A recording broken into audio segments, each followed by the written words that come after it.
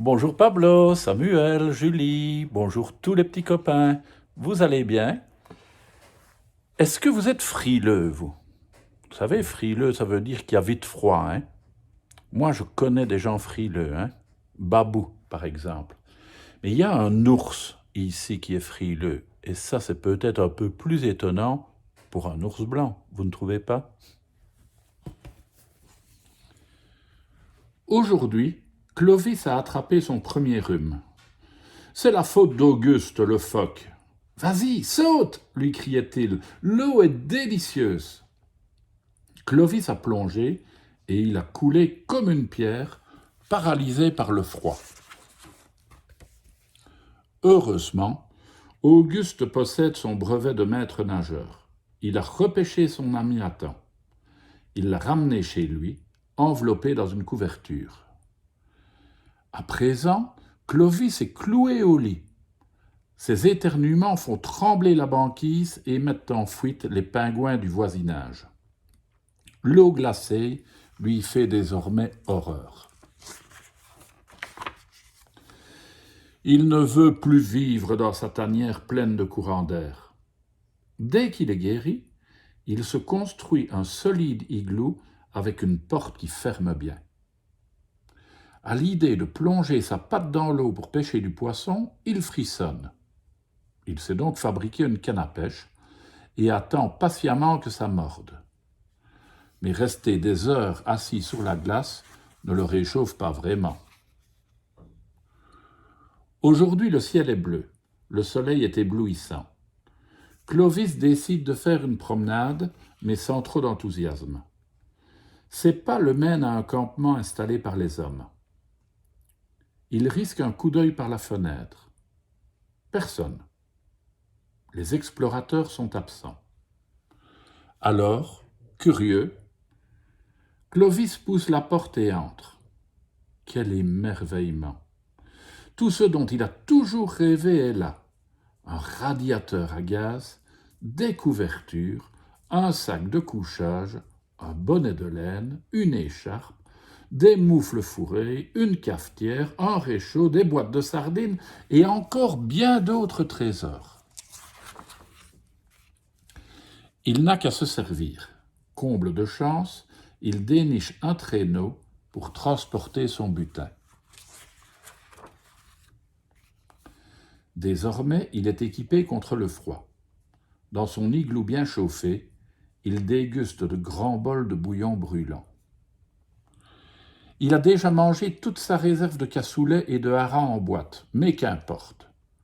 Il peut maintenant pêcher bien au chaud près de son radiateur. Tout est parfait. Enfin presque. Car ce soir, en fouillant dans le bric-à-brac volé aux hommes, il fait une découverte troublante. Un livre rempli de paysages surprenants. Les gens se baignent dans une mer chaude. Il y a des palmiers et des oiseaux de toutes les couleurs. À présent, Clovis sait qu'il existe un bonheur plus grand encore qu'un igloo chauffé au gaz. Ça le laisse rêveur et mélancolique.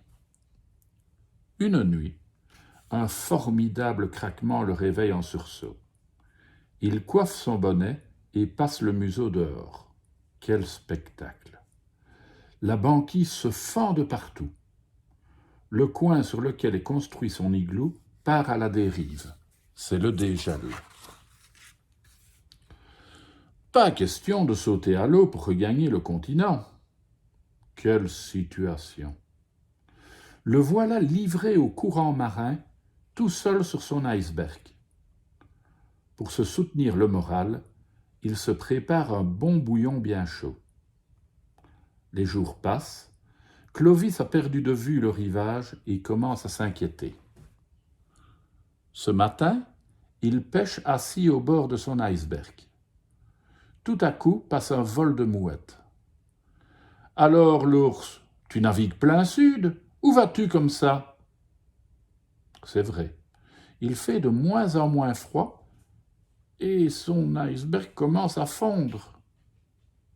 Il y plante un mât muni d'une couverture en guise de voile. Cet iceberg aura bientôt la taille d'un glaçon dans un verre de grenadine. Il faut que je touche terre au plus vite, conclut le naufragé. Un paquebot croise sa route. Les passagers curieux s'activent.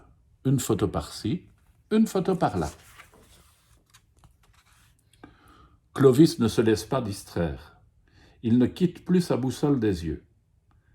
Plein sud, répète-t-il, toujours plein sud. Mais écrasé de sommeil, il finit par s'endormir. Il s'éveille le lendemain, assis dans l'eau. Son iceberg et son igloo ont complètement fondu.